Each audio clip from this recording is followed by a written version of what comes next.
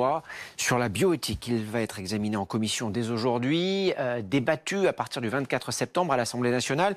Hier soir, Nicole Belloubet a proposé des changements. La garde des Sceaux propose deux choses, principalement que les couples lesbiens ayant recours à la PMA passent par une reconnaissance anticipée de l'enfant et que la filiation des enfants de couples de lesbiennes nés par procréation médicalement assistée fasse partie du même article du Code civil que celle des enfants d'hétérosexuels nés par PMA. Vous n'avez rien compris?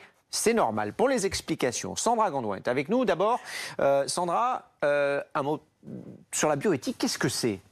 La bioéthique, Thomas, c'est l'étude des problèmes moraux que soulève la recherche scientifique. Alors pour ce projet, on parle beaucoup de la PMA, mais ce projet de loi veut toucher aussi des sujets très vastes.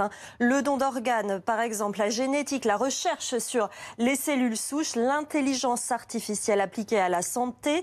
Il y a 32 articles au total et vous l'avez dit, le projet de loi est présenté aujourd'hui. Il sera débattu à l'Assemblée du 24 septembre au 9 octobre. Alors justement, on va en parler de ce projet. Ces grandes lignes, quelles sont-elles? La PMA, donc, c'est celle-là dont on parle le plus, la procréation médicalement assistée, promesse de campagne du président Emmanuel Macron. Le but, c'est donc de l'étendre aux couples de femmes et aux femmes seules. Elle existe déjà pour les couples hétérosexuels. Et le corollaire de ce chapitre, eh bien, c'en est un autre, c'est l'établissement de la filiation et des droits inhérents aux enfants nés, bien sûr, dans ces conditions.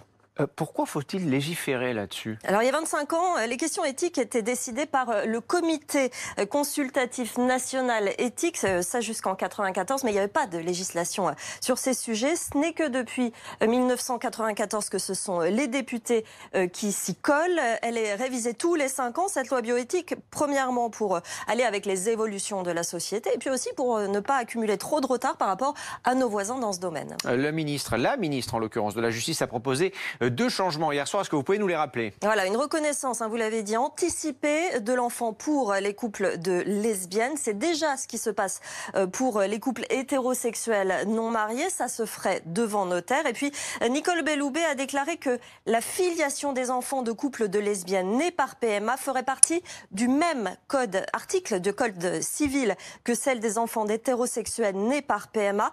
C'est plus symbolique finalement, mais c'était demandé par les associations pour éviter toute discrimination dans les textes. Une dernière petite question, Sandra. Est-ce que ce projet de loi, de ce que l'on sait en tout cas, fait l'unanimité? Jugez par vous-même, il y a 2000 amendements qui ont été déposés par les députés de la commission. Et puis on pense aussi à la mobilisation dans la rue, comme en 2013 avec la Manif pour tous, qui était très mobilisée contre l'ouverture du mariage aux couples de même sexe. Cette année, Marchons Enfants, c'est un collectif d'une vingtaine d'associations, est opposé à l'ouverture de la PMA aux couples de femmes et va organiser une manifestation le 6 octobre prochain. Alors est-ce qu'il y aura une grosse mobilisation? Rien n'est moins sûr, parce que sachez que 65% des Français interrogés au mois d'avril dernier sont favorables à l'ouverture de la PMA aux couples de femmes. C'est 10 points de plus qu'en 2014. Merci Sandra. Pour aller plus loin sur ce plateau, Albéric Dumont, vice-président de la Manif pour tous, et Bruno Fuchs, député apparenté Modem du Haut-Rhin. Bonjour à tous les deux et merci d'être là. Pourquoi faut-il légiférer de votre point de vue? Il faut légiférer pour de très nombreuses raisons, mais la première des raisons, c'est qu'un nombre de situations existent déjà dans la réalité. De nombreuses femmes ont aujourd'hui conçoivent des enfants seuls. Il faut donc leur encadrer ce droit, leur donner ce droit, encadrer le droit pour les femmes et pour les enfants qui naissent. Et puis un certain nombre de couples de femmes qui sont mariées ou qui vivent ensemble ont aujourd'hui des enfants. Donc tout ça est assez flou, pas clair. La famille française a évolué, elle a plusieurs visages. Il faut donc donner ces droits à l'ensemble des gens en France qui veulent vivre différemment des uns des autres. Et donc là, il faut se mettre au niveau de ce que la famille française aujourd'hui est devenue. Albéric Dumont, il faut se mettre au niveau de ce que la famille française aujourd'hui est devenue. Il faut légiférer pour s'adapter à la société. Qu'est-ce que vous en pensez? Malheureusement, ce sont des situations qui ont toujours existé, qui continueront d'exister. Et je ne vois pas pourquoi aujourd'hui il y aurait une urgence particulière à légiférer sur ce texte. Si on prend un petit peu de recul, qu'est-ce que la procréation médicalement assistée?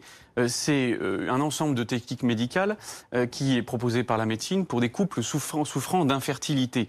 Depuis 1994, la procréation médicalement assistée est autorisée en France, mais extrêmement encadrée. C'est-à-dire que des médecins doivent constater que les couples souffrent d'infertilité. Alors je ne vais pas vous expliquer comment on fait les bébés, hein, mais ce que propose ce texte aujourd'hui, c'est simplement la suppression totale de cet encadrement, et c'est de permettre l'utilisation de ces techniques médicales remboursées par la sécurité sociale pour des couples, pour des personnes seules qui ne souffrent pas d'infertilité. Pour être bien clair, vous n'êtes pas contre la PMA, vous êtes contre la PMA pour toutes? Ce qui nous pose problème, c'est l'ouverture de ce texte, donc l'ouverture de la procréation médicalement assistée aux couples de femmes et aux femmes seules, va créer des enfants qui seront privés de père dès la naissance et de manière définitive. Dans la question d'une PMA, je vous dis, il y a un acte médical pour un couple qui souffre d'une infertilité. C'est un soin médical qu'on va apporter. Aujourd'hui, ce texte va simplement détourner la médecine puisqu'on va apporter un soin médical à des gens qui ne sont pas malades.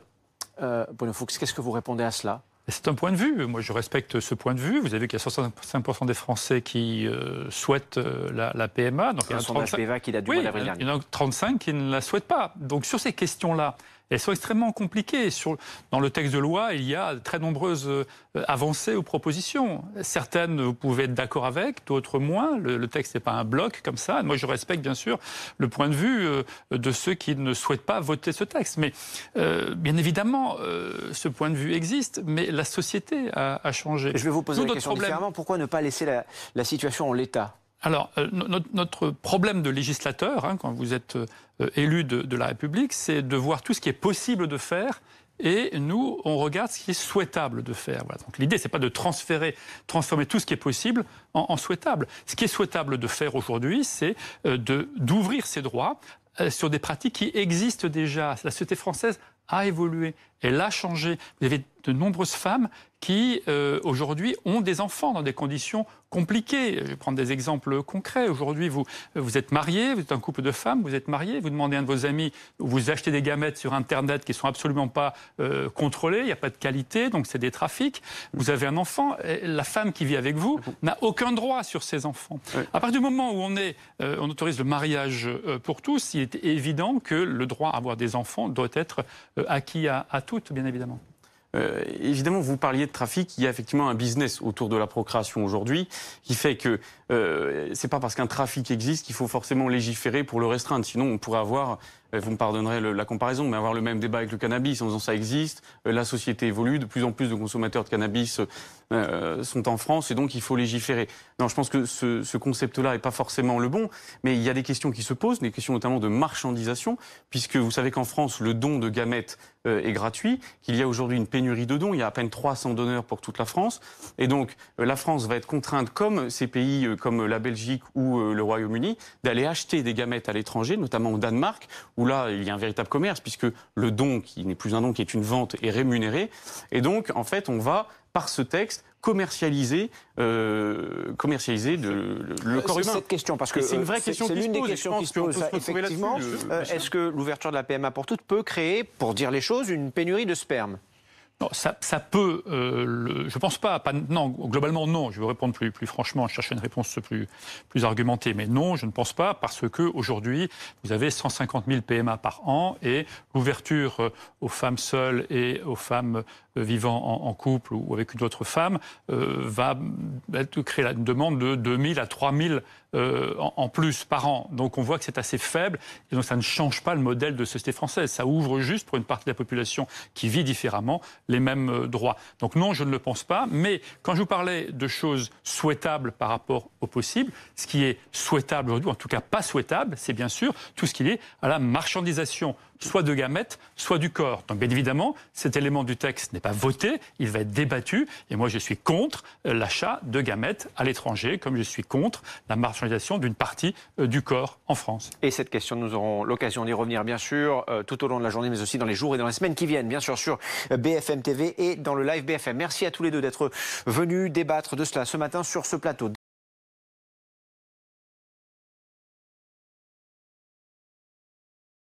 En attendant les longues soirées au coin du feu, on va vous proposer de vous initier au Monopoly nouvelle génération. Hasbro vient de dévoiler une nouvelle version de son jeu. Et aux surprises, l'homme d'affaires moustachu qui servait de mascotte avec son chapeau haute forme, tu te souviens ? Oui, bien sûr. Il disparaît. C'est sa nièce investisseuse qui l'a remplacé. Alors, priorité aux femmes, ce n'est pas la seule révolution. Les joueurs n'achèteront pas au plus des maisons ou des immeubles, mais des innovations créées par des femmes, comme le Wi-Fi ou le chauffage solaire. Et la nouvelle règle prévoit également davantage d'argent, c'est ça pour Oui, les dames? pour les femmes, elles recevront un peu plus d'argent au début du jeu. Et à chaque fois qu'elles passent par C'est la pas case l'égalité départ... femmes-hommes, ça. alors. Non, du coup, à chaque fois qu'elles passent sur la case départ, ça compensera l'écart de salaire dans la vie réelle.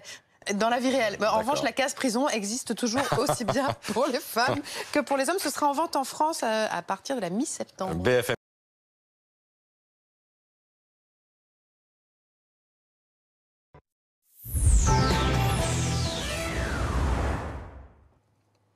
À la une de BFM Story ce soir, le retour du grand débat sur le thème cette fois-ci de l'insertion professionnelle. Emmanuel Macron